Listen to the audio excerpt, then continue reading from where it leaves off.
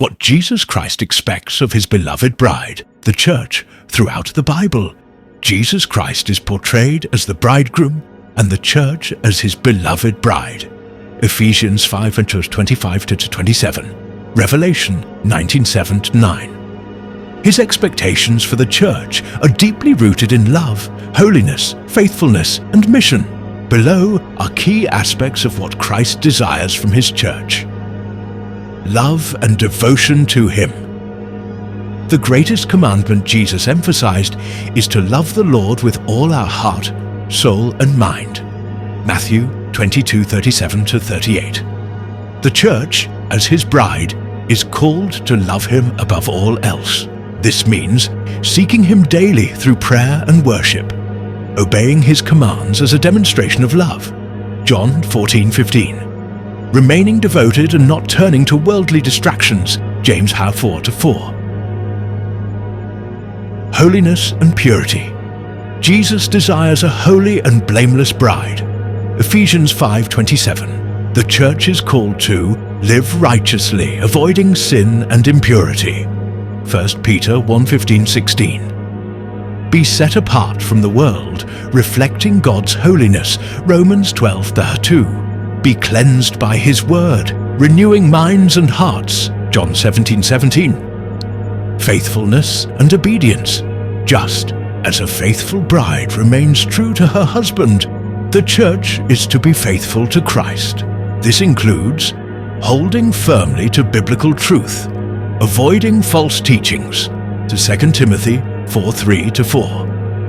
Enduring persecution and trials with steadfast faith. Matthew 24:13. Remaining obedient to the Great Commission. Sharing the gospel. Matthew 28:19-20. 4.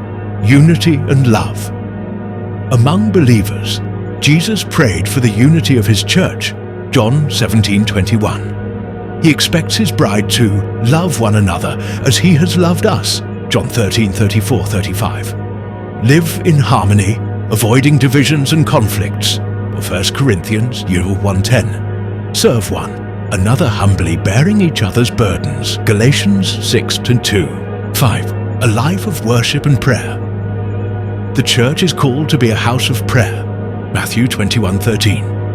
Jesus desires his bride to worship him in spirit and truth. John 4:23-24. Pray without ceasing, interceding for others. 1 Thessalonians 5:17. Offer continual thanksgiving and praise. Philippians 4:6. 6. A passion for evangelism and discipleship. Jesus commissioned his followers to make disciples. Matthew 28:19-20. The church fulfills this by proclaiming the gospel boldly to all nations. Mark 16:15. Teaching believers to grow in faith and obedience. 2 Timothy 2:2.